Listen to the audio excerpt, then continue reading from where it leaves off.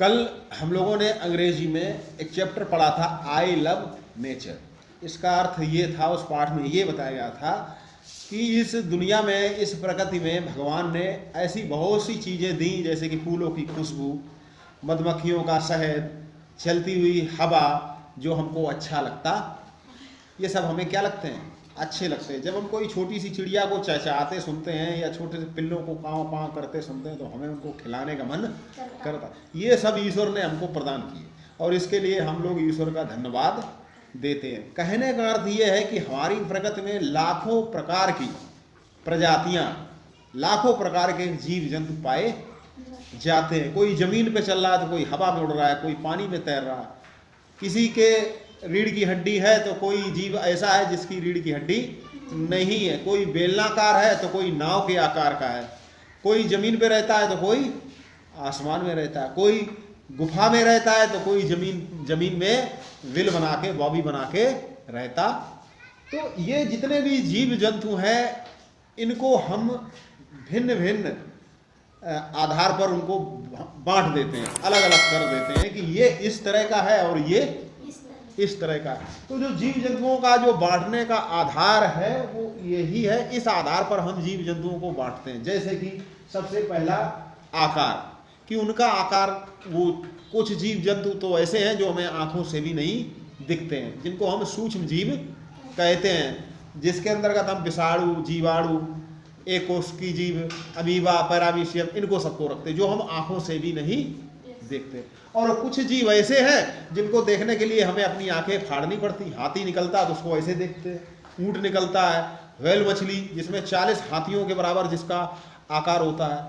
तो इस तरह की जो है आकार के आधार पर बांटते हैं। फिर आकृति, कोई बेलनाकार है, जैसे सांप कैसा है? पाइप की तरह। कैसा है? रस्सी की तरह। पड़ा पाइप पड़ा, हमें सांप लगने लगता है। कोई बेलनाकार है तो कोई चप्पल के आकार का है, जैसे कि पैरामीशियम है। कोई नौकाकार है, जैसे कि मछली, उसका आकार कैसा है? नौका की तरह। तो ये आकार के भोजन के आधार पर, कोई शाकाहारी है, कोई मांसाहारी है, तो कोई सर्वाहारी है, तो कोई मृतोपजीवी है, मरे हुए जीव जंतु को खाता है। ये तो हुआ भोजन के आधार पर बांट देते। फिर वास स्थान, वो रहता कहाँ है? जमीन में रहता है तो थलचर है, जल में रहता तो जलचर है, और आकाश में उड़ता है तो उसे नभोचर कह देते हैं। उसके बाद संरचना के आधार पर, संरचना के आधार पर, जैसे एक कोष की और बहु कोष की। देखिए ये आकार चीज अलग है।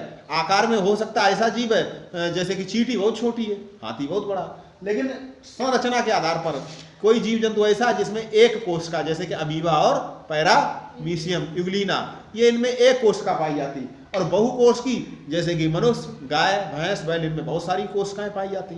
और मानव कोष का और पादप कोष का, जंतु कोष का क्या अंतर, वो तो हम लोगों ने बताया था आपको क्या अंतर है।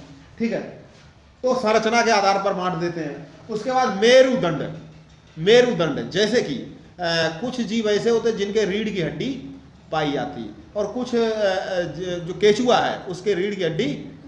कुछ जीव ऐसे हैं जिसमें रीढ़ की हड्डी नहीं पाई जाती है, बिना रीढ़ की हड्डी के वो जमीन पे रगड़, मतलब रेंग रेंग के चलते, रगड़ रगड़ के चलते हैं।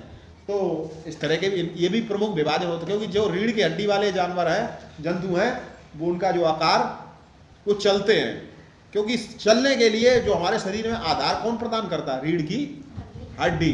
रीढ़ की हड्डी से ही पूरा शरीर हमारा टिका हुआ है। इसे कहते हैं मेरुदंड, मेरुदंड। उसके बाद प्रजनन, प्रजनन का मतलब है अपने जैसे ही जीव की उत्पत्ति करना। तो ये दो प्रकार के होते हैं। एक होते हैं वो जो अंडे देते हैं। क्या देते हैं? जैसे कि मुर्गी, जितने पक्षी हैं वो सभी अंडे देते हैं, है?